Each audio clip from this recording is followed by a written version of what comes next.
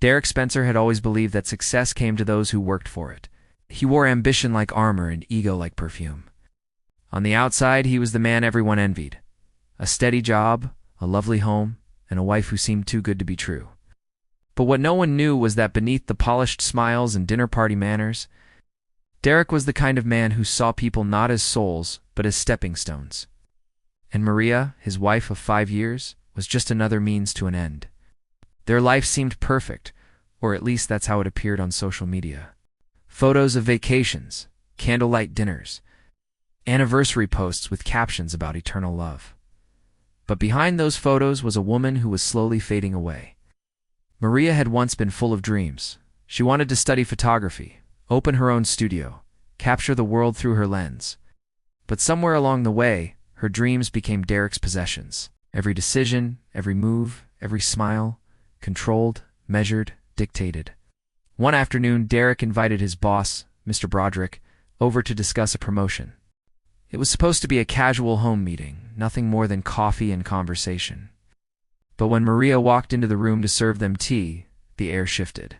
Mr. Broderick's polite tone faltered, his eyes lingering too long on Maria. "Your wife?" he said, half whispering. "She's stunning." Derek chuckled awkwardly, pretending not to notice, but the comment planted a seed in his mind. That night, as he lay in bed, staring at the ceiling, that seed began to grow. He started thinking about the attention Maria could attract, about how people online made money posting pictures, and how the world was obsessed with beauty. It wasn't love anymore. It was greed disguised as admiration. Within days, that thought became an obsession. One evening, he told Maria he wanted to take some new photos of her, something fun, creative, just for memories. She laughed, hesitant but trusting. She didn't know that those photos, once taken, would end up on a corner of the internet where strangers would pay just to look at her. The response was immediate. Derek's anonymous account exploded with likes, comments, and money. Within a week, he had made more than his entire monthly salary. Every cha-ching from his phone felt like validation. He convinced himself it wasn't wrong. "She's my wife," he whispered. "It's harmless," but deep down he knew it wasn't. Maria noticed the sudden change, the expensive perfume, the designer watch, the way he seemed happier, lighter. When she asked about it, he brushed her off. "Just got lucky with a few trades," he lied. She smiled, believing him. That night, she kissed him goodnight, not realizing that the man beside her had already sold her trust to the highest bidder. Everything unraveled on a quiet Thursday morning.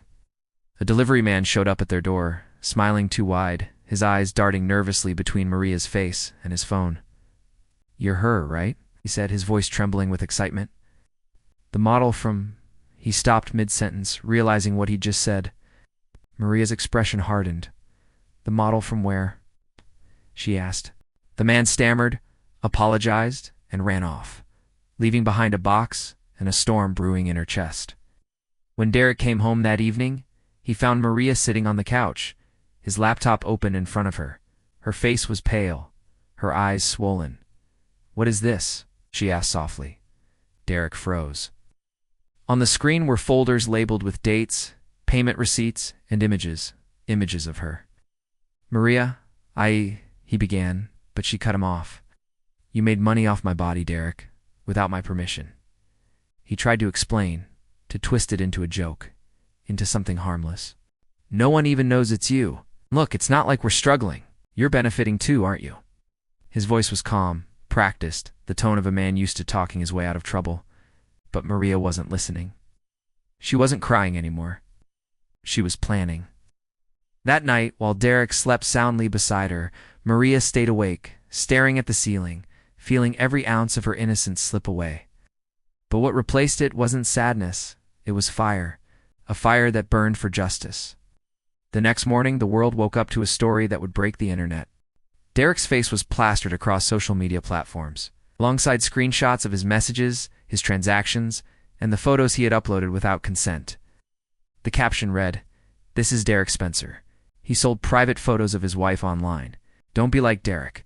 The post exploded. Millions of views, thousands of shares. News outlets picked it up. Influencers commented. Derek became the face of betrayal overnight. Rushed to delete everything, to explain himself. But it was too late. His company terminated him by noon. His friends blocked him by evening. By nightfall, his reputation was ashes. In the middle of that chaos stood Maria, not hiding, not ashamed, but standing tall. She uploaded her own video that same day, sitting in front of a plain white wall. No makeup, no filters, her voice steady but filled with emotion. "My name is Maria Spencer," she said. "I believed my husband loved me. But he didn't love me. He used me. He took what wasn't his to take. And if you're watching this, I want you to remember one thing. Your body belongs to you, no matter who you're married to." The video went viral, amassing millions of views within hours. Women from all over the world flooded the comments, sharing their own stories of betrayal and violation. Maria had unknowingly become the voice of a movement, a global reckoning against digital exploitation and manipulation. Derek tried to reach out, but his calls went unanswered. His emails bounced back. His house grew quiet, too quiet. For the first time, he realized that the silence he used to enjoy was now suffocating. Maria had filed for divorce, and her lawyer made sure she received everything she deserved, half the assets. Compensation for emotional trauma and ownership of the house he once called his. But Maria didn't stop there. She used her newfound platform to advocate for stronger privacy laws, especially for women. Brands reached out. Companies that had once paid for the same kind of images Derek had sold now wanted to sponsor her message. She didn't say yes to all of them, only to the ones that aligned with her cause. Months passed. Her story became the subject of documentaries, talk shows, and even university lectures about digital ethics. She stood on stages, lights shining down on her, sharing her story with calm defiance. "People said I should have stayed quiet," she said during one speech. "But silence protects the guilty. Speaking out changes the world," and she did change it. Maria became a symbol, not of victimhood, but of victory. She launched an online campaign called Reclaim, designed to help women who had their privacy violated online. It offered legal help, therapy, and digital protection resources. Within a year, it grew into a global movement. As for Derek, his name became a warning. Whenever someone mentioned him online, it wasn't with sympathy, it was with disgust.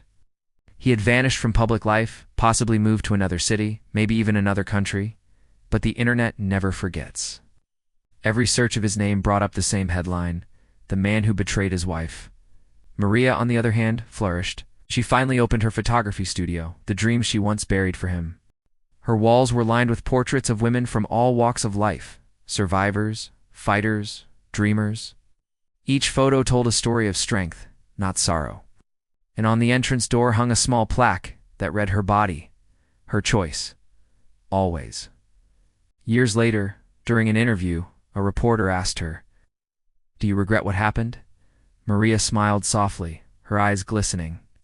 "I regret trusting the wrong person," she said. "But I'll never regret finding my voice. Because if I hadn't been betrayed, I might have never known how powerful I really am." The interviewer paused, clearly moved. "What would you say to women who are afraid to speak up?" Maria looked directly into the camera, her voice steady. "Speak anyway, even if your voice shakes, because someone somewhere needs to hear you." The video of that interview went viral too, not because of scandal, but because of strength. Maria's words became a mantra for countless women worldwide. And so, the story that began with betrayal ended with empowerment. Derek lost everything that could be taken from him. Maria gained everything that couldn't: dignity, strength, and purpose. Her name became synonymous with resilience, and her story a reminder of one unshakable truth. Sometimes, the people who try to silence you are the very reason the world ends up hearing your voice.